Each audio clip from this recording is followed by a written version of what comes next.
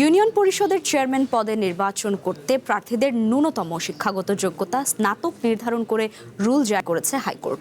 রিটকারী আইনজীবী জানান, একজন ইউপি চেয়ারম্যানকে যে ধরনের আইনি ও প্রশাসনিক ক্ষমতা দেওয়া হয়েছে তা নিষ্পত্তি করতে তাদের শিক্ষাগত যোগ্যতার প্রয়োজন রয়েছে।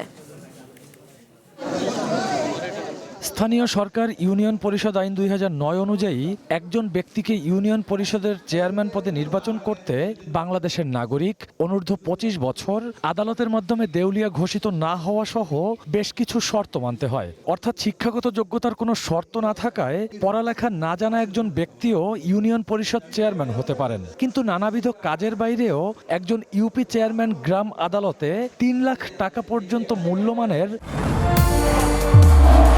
নির্মাণে নাম্বার 1 শাহ সিমেন্ট মামলা নিষ্পত্তি করতে পারেন। অর্থাৎ তার বিচারিক ক্ষমতা রয়েছে, যেখানে একজন বিচারিক ক্ষমতা সম্পন্ন ম্যাজিস্ট্রেটকে স্নাতক সম্পন্ন করার পাশাপাশি বাংলাদেশ জুডিশিয়াল সার্ভিস কমিশনের পরীক্ষায় উত্তীর্ণ হতে হয়। সেখানে ইউনিয়ন পরিষদ নির্বাচনে প্রতিদ্বন্দ্বিতা করতে কোনো ধরনের শিক্ষাগত যোগ্যতার শর্ত নেই।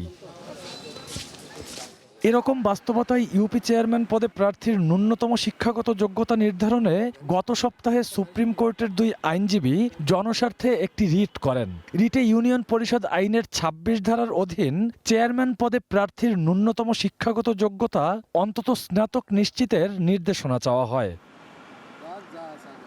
রিটের প্রাথমিক শুনানি শেষে ইউপি চেয়ারম্যান পদে নির্বাচনে প্রার্থীদের ন্যূনতম শিক্ষাগত যোগ্যতা স্নাতক নির্ধারণ করে রুল জারি করেন হাইকোর্টের বিচারপতি আহমেদ সোহেল ও বিচারপতি ফাতেমা আনোয়ারের সমন্বয়ে গঠিত বেঞ্চ।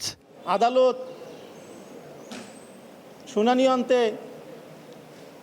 রুল নিষেধ দায়ের করেন এবং কেন একজন চেয়ারম্যানের যোগ্যতা মিনিমাম গ্রাজুয়েট হবে না এই মর্মে রুল নিষেধ জারি করেন। গণপ্রতিনিধিত্ব আইন অনুযায়ী যেখানে সংসদ সদস্য হতেও ন্যূনতম শিক্ষাগত যোগ্যতার প্রয়োজন নেই, সেখানে ইউনিয়ন পরিষদ চেয়ারম্যান হতে গেলে কেন অন্তত স্নাতক পাশ হতে হবে, এমন প্রশ্নেরও জবাব দেন এই আইনজীবী। ইউনিয়ন পরিষদের যে যত আর্থিক এবং প্রশাসনিক ক্ষমতা আছে তাকে দেয়া হয়েছে।